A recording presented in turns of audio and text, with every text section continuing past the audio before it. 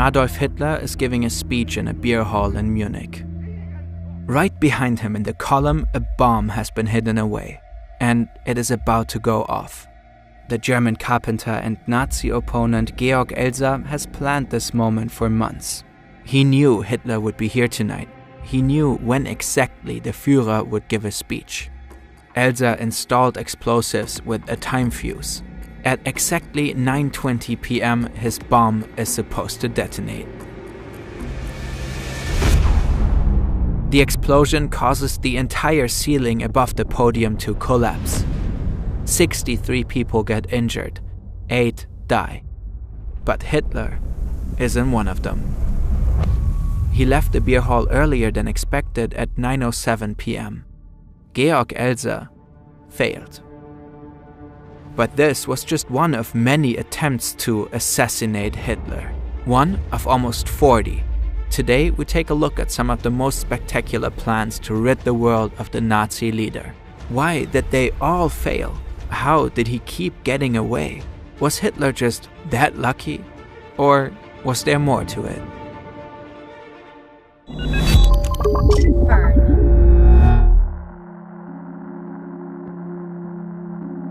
This is Henning von Tresckow, a first general staff officer in the Wehrmacht. At first, he's a supporter of Hitler when he seizes power in 1933. But that will soon change.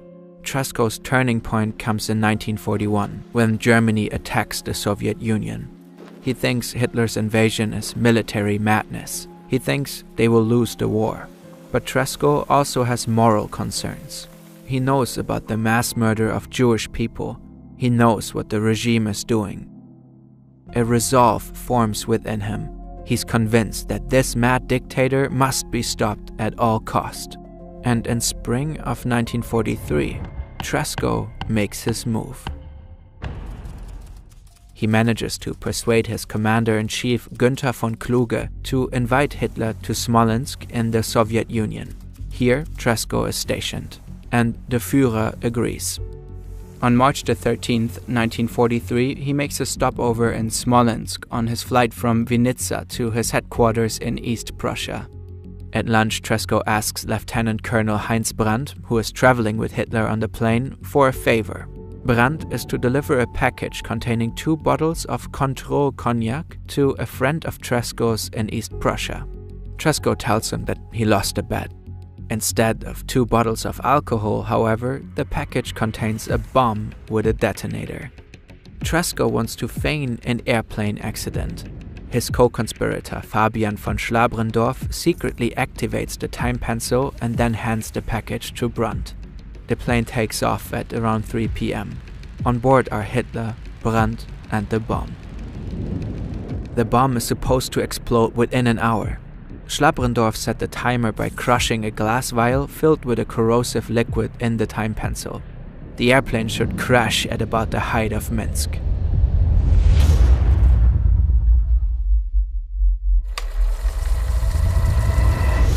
But Hitler lands in his headquarters unscathed. Brandt had packed the package in the cold cargo hold. The acid detonator had frozen. Tresckow immediately calls Heinz Brandt and tells him that he accidentally gave him the wrong package. The next day, Schlabrendorf flies to East Prussia, exchanges the package with 2 bottles of cognac, and defuses the bomb. Producing videos like this one takes a lot of time, and we actually deal with math and science quite a bit while building 3D scenes. A great way to approach such challenging subjects is Brilliant. Brilliant is a platform that helps you learn new skills across various subjects like math, programming, and artificial intelligence. With thousands of interactive lessons, you can customize the content to fit your needs and work through exercises at your own pace. For example, Brilliant offers a course on probability. You will learn the basics and how to make predictions using probability theory. If that's not your cup of tea, there's a vast library of other topics. New lessons are added every month. If you want to check out Brilliant, you can get started today.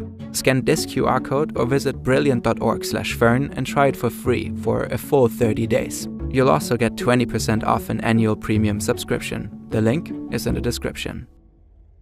Tresckow's assassination attempt failed, but he didn't get caught either. In fact, he was part of a sworn circle of military resistance fighters determined to kill Hitler, and they were far from giving up. A key figure in the group was Lieutenant Colonel Klaus Schenk Graf von Stauffenberg. Over the years, he became the head of the military conspiracy. Tresckow and Stauffenberg were close companions, and they were always looking for a new opportunity to eliminate the Führer. They didn't have to wait for long. Fast forward 9 months.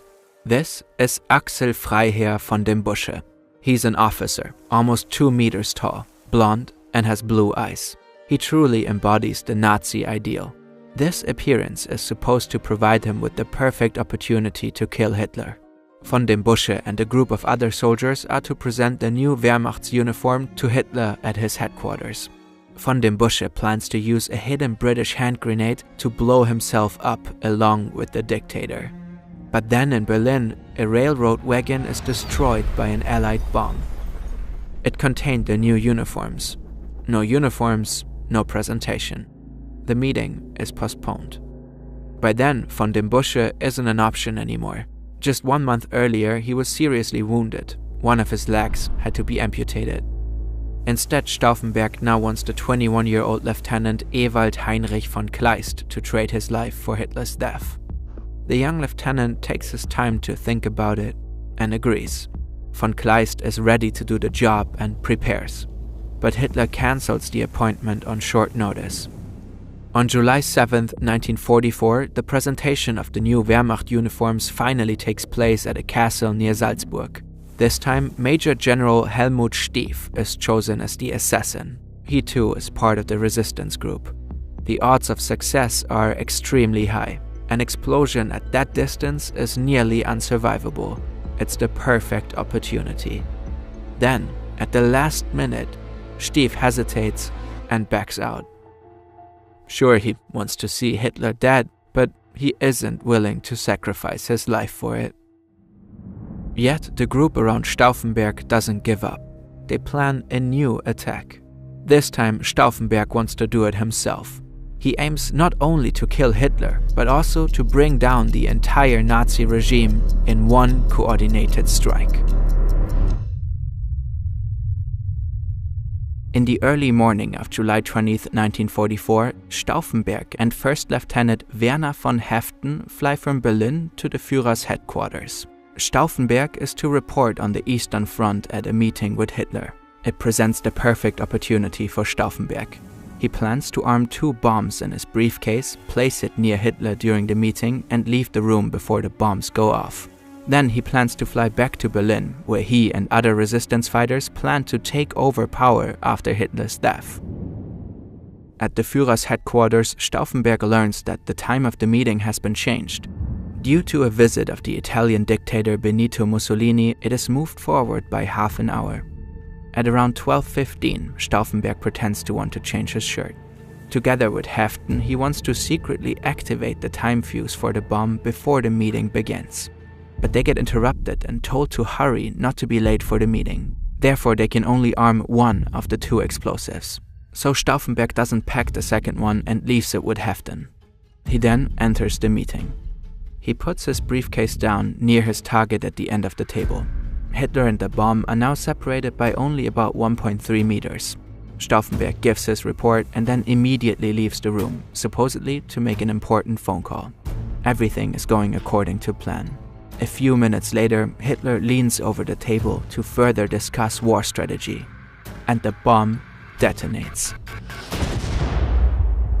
Stauffenberg watches the explosion from 200 meters away and is certain. Hitler is finally dead. He flies back to Berlin with Haeften to continue Operation Valkyrie. They plan to blame the SS and the Gestapo for Hitler's death. Then they want to take power and put an end to the Nazi dictatorship. But Operation Valkyrie failed.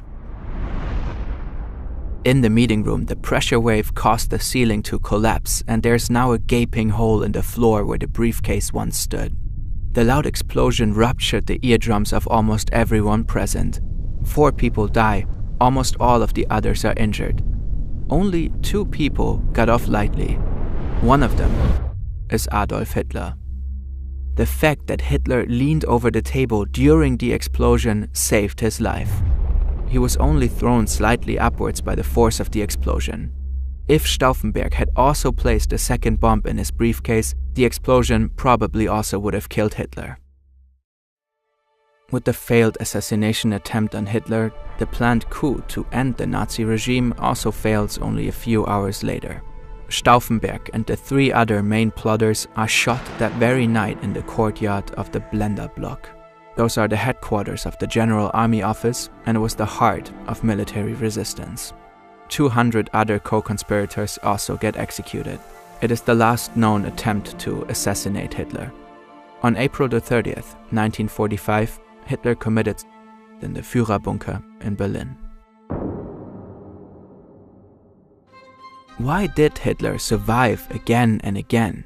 In old photos and video recordings, we almost always see Hitler walking around alone. That was part of his image as an invincible, untouchable dictator. But in reality, Hitler had made many precautions to protect himself. He had many highly trained bodyguards. A special security service checked all routes and locations meticulously before Hitler arrived. His whereabouts were top secret. He was always well protected when he traveled by train, car, or plane. He had his own pilot and cook. He always had his meals tasted by his personal doctor before he started eating, all to minimize the risk of an assassination. Besides these security precautions, Hitler pursued a special tactic. He allegedly once said, "Das einzige Gegenmittel ist ein unstetes Leben," which means the only antidote is an unsteady life. He often changed his routes, cancelled trips at short notice, came earlier to meetings than planned, or left events earlier than expected. We don't know if and how a successful assassination would have changed Germany's history. What would have happened if Hitler had just stayed 13 minutes longer in the beer hall in 1939? Could millions of Jews have been saved if one of almost 40 recorded attempts would have succeeded? Or would someone else in the regime simply have taken his place? We will never know.